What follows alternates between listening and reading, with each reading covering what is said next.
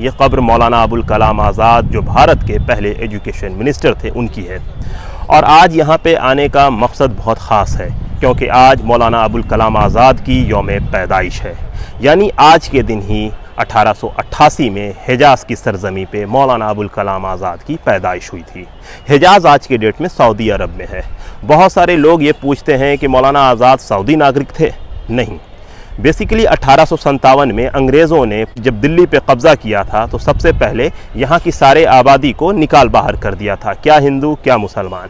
फिर धीरे धीरे उन्होंने हिंदू आबादी को लेना शुरू किया, फिर मुसलमानों को, और लगातार ऑट्रोसिटी कर रहे थे। तो मौलाना आज़ाद के जो वालिद थे एक नौजवान आलिम थे, वो अंग्रेज़ों से परेशान होकर हिजाज़ की तरफ कूच कर गए। इस तरह से मौलाना आज़ाद की पैदाइश हिजाज़ की सरज़मी पे हुई और कुछ साल के बाद मौलाना आज़ाद का परिवार हिंदुस्तान आया। ये लोग उस समय भारत की राजधानी यानी कलकत्ता शिफ्ट हुए। यहीं मौलाना आज़ाद की पढ़ाई लिखाई का सिलसिला शुरू हुआ। चूँकि मौलाना आज़ाद एक बहुत बड़े आलिम, एक बहुत बड़े पीर की औलाद थे, इस वजह कर बहुत सारे उलमाए कराम उन्हीं के घर पे आकर पढ़ाया करते थे। इस वजह कर मौलाना आज़ाद की जो पूरी पढ़ाई है वो घर पर हुई। मौलाना आज़ाद ने हिंदी, इंग्लिश, उर्दू, फ़ारसी, अरबिक, बंगाली और दीगर कई ज़ुबान सीखी और उस ज़माने के बड़े बड़े उलमाओं ने इनको दर्स दिया, उनसे इन्होंने सीखा और बहुत कम उम्र में ही इन्होंने लिखना पढ़ना शुरू कर दिया था। मतलब लोग कहते हैं कि 13 साल की उम्र में मौलाना आज़ाद न्यूज़पेपर के एडिटर थे। तो ये उनकी एक खूबी है। इसके अलावा अगर आप मौलाना आज़ाद के किरदार को देखेंगे तो मौलाना आज़ाद ने 16 साल की उम्र में नदवतुल उलमा जैसी संस्था में अपनी सेवाएं दी और यहीं से शुरू होता है मौलाना आज़ाद का वो कैरेक्टर जो उन्हें पूरे हिंदुस्तान क्या पूरे दुनिया में मशहूर करता है। मौलाना आज़ाद ने बहुत सारी किताबें लिखी, कुरान शरीफ का तफसीर लिखा और बहुत सारे काम किए जो अपने उम्र के लोगों के लिहाज से काफ़ी बड़ा काम था। मौलाना आज़ाद इसी बीच पढ़ाई के सिलसिले में काहिरा यानी मिस्र जाते हैं। वहाँ के रेवोल्यूशनरी से उनकी मुलाकात होती है, टर्की जाते हैं, वहाँ के लोगों से वो मिलते हैं और इसी बीच में वो आते हैं हिंदुस्तान। तो उनको इस चीज़ का एहसास होता है कि हिंदुस्तान के जो मुसलमान हैं वो क्रांतिकारी गतिविधि में पीछे हैं।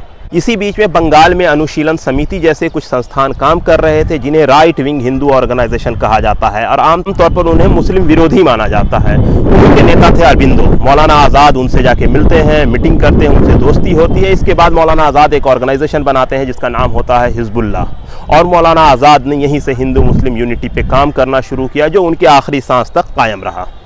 तो मौलाना आज़ाद ने जो ऑर्गेनाइजेशन बनाई उससे फिर प्रेरित होकर उन्होंने एक अखबार निकाला काजी अहमद हुसैन साहब की मदद से। उसका नाम था अल हिलाल। अल हिलाल में जो आर्टिकल उन्होंने लिखा वो आज भी मतलब अलग लेवल पे है। लोग उस पर रिसर्च करते हैं, उस पर PhD होती है। वो एक नुमाया चीज़ है। अंग्रेज़ उससे घबरा गए, उस पर पाबंदी लगा दी गई। उसके बाद मौलाना आज़ाद ने अल बलाग निकाला, उस पर भी अंग्रेज़ों ने पाबंदी लगा दी।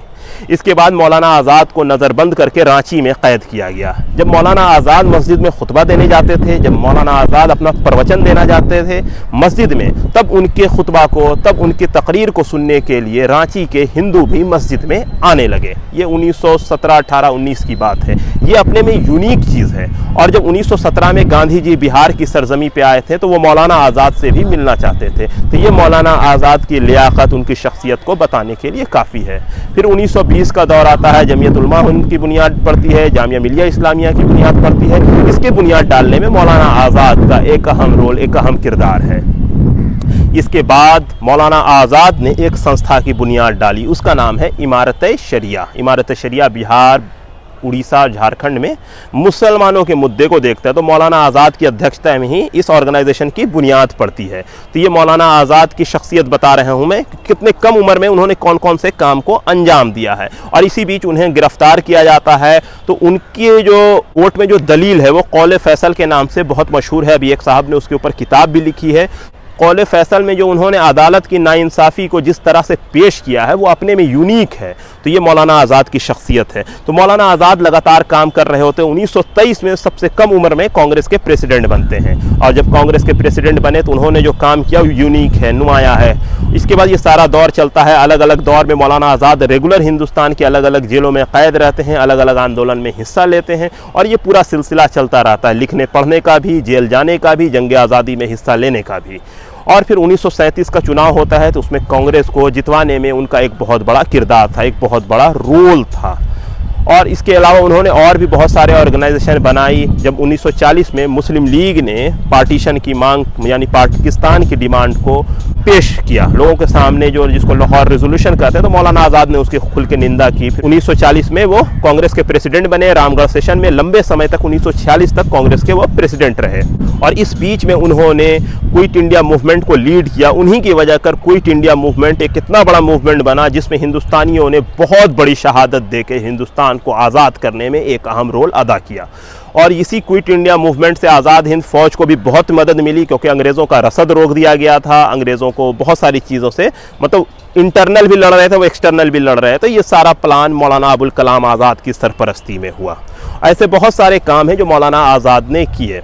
मौलाना आज़ाद लगातार हिंदुस्तान के बंटवारे की मुखालफत करते रहे, लेकिन हमारा मुल्क हिंदुस्तान अंग्रेज़, मुस्लिम लीग और कांग्रेस के कुछ लीडरों की वजह कर बंटवारे का शिकार हुआ। इसके बाद भारत और पाकिस्तान अलग हो गया। मौलाना आज़ाद हिंदुस्तान के पहले एजुकेशन मिनिस्टर बने। एजुकेशन मिनिस्टर की हैसियत से मौलाना आज़ाद ने जो काम किया वो अपने में नुमाया है। जैसे IIT, IIM ऐसी संस्था हम देखते हैं, ये मौलाना आज़ाद की देन है। इसके अलावा उन बच्चों के लिए, उन लड़कियों के लिए जो गाँव में रहते हैं, जिनके यहाँ पढ़ाई की कोई सहूलियत नहीं है, तो प्राइमरी स्कूल खोला, कला के बढ़ावा देने के लिए कला संस्थान खोले और दीगर इंस्टीट्यूट खोले, ताकि हिंदुस्तान हर फील्ड में आगे जाए। तो 50 की दहाई में जितना भी इदारा खुला है, सब और सब मौलाना आज़ाद की विज़न का नतीजा है। उनके इंतकाल के बाद मौलाना आज़ाद को इस जगह पे दफन किया गया। उसकी भी एक बहुत बड़ी स्टोरी है कि ये जामा मस्जिद की इमारत है हमारे ठीक सामने, और यहीं के मिंबर से खड़े होकर मौलाना आज़ाद ने 1947 में जब तकरीर की थी कि मुसलमान ठहर जाओ, ये मुल्क तुम्हारा है, तुम्हारे बिना इस मुल्क के मुस्तकबिल का कोई फैसला नहीं हो सकता है। जब मौलाना आज़ाद हुए तो उन्हें यहीं पे दफन किया गया। तो ये एक छोटी सी स्टोरी है मौलाना आज़ाद के कैरेक्टर को समझने के लिए कि किस लेवल के इनकलाबी इंसान थे, किस लेवल की सोच थी। जब वो मुसलमानों के लीडर रहे तो मुसलमानों के लिए जो कर सकते थे उन्होंने किया। जब वो कांग्रेस के लीडर हुए तो उन्होंने कांग्रेस के लिए जो कर सकते थे उन्होंने किया। जब वो भारत के एजुकेशन मिनिस्टर हुए तो एजुकेशन के फील्ड में जो बेहतरीन काम वो कर सकते थे उन्होंने किया।